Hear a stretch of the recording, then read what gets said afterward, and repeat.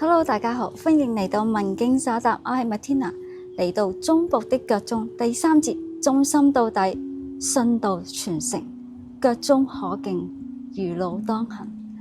爸爸李華成牧師一生忠心，無論喺教會危機嗰時企起出嚟，定係身體軟弱堅持講道，佢都用實際行動話俾我哋知道咩叫做一生信靠主不改變。但喺今節，我唔係再想重提去做過啲乜，而係想分享一啲好寶貴嘅，就係佢留低咗啲咩俾我哋呢？佢走完佢嘅人生路，但佢留咗啲咩寶貴嘅3樣嘢呢？一條路，一種精神，一個方向，唔只係目的，而係信仰嘅腳蹤。細個嗰陣有一次喺教會嘅財群深夜嗰時候，我經過佢間房，聽到佢禱告，喊住嚟禱告。我推門入去，我見到佢流住眼淚，我唔知點做，我只係走入去攬住佢，幫佢抹乾眼淚。然後我人生第一次嘅領禱，天上嘅父親求，請你帶領我爸爸啦。我唔知道佢點解唔開心，但求你安慰佢，賜佢力量繼續行。佢冇出到聲，只係抱實我，眼淚係咁流。但我知道嗰一刻，神係親自觸動咗佢嘅心。我終於明白，原來信仰唔係你講咗幾多，而係你行咗幾耐。我唔明白爸爸點解咁堅持，有時明明可以休息嘅，佢都堅持企喺教會入邊。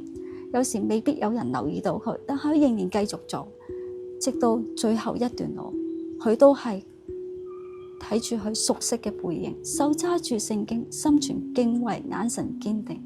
有一日，我望住佢講到好疲倦嘅樣子，心入邊浮現咗一句說話：爸爸跑完佢嘅路，而家到我哋。神冇要我做翻佢所做嘅嘢，但神用佢嘅生命提醒我，你要忠心跑完你自己嘅路。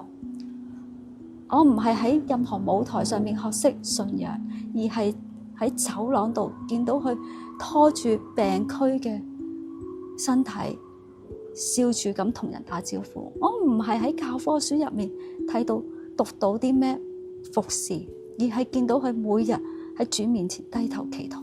佢用一生活出一篇唔需要掌聲嘅講章，佢用信心將一個屬靈嘅傳承交咗俾我哋。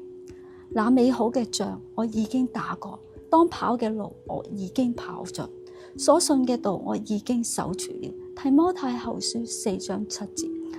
而家我都想話俾天上嘅父親知，我會繼續行，照住爸爸行過嘅腳蹤，跑完我自己嘅路。我都會曾經經歷過好多嘅風浪，有時心入邊好灰好攰，甚至懷疑過自己嘅行嘅路方向啱唔啱。有人問我，你經歷咁多嘢，點解你仲唔會信落去？我答，因為我見我爸爸嘅腳蹤，佢用一生嘅堅持成為咗我一生面對風浪嘅影子，提醒我唔好放手，提醒我神真係會同我一齊行喺我隔籬嘅咋。多謝大家見證我爸爸嘅生命，亦都支持我繼續行信心嘅路。好，記得嚟 subscribe 我嘅文經沙答，下條片見，拜。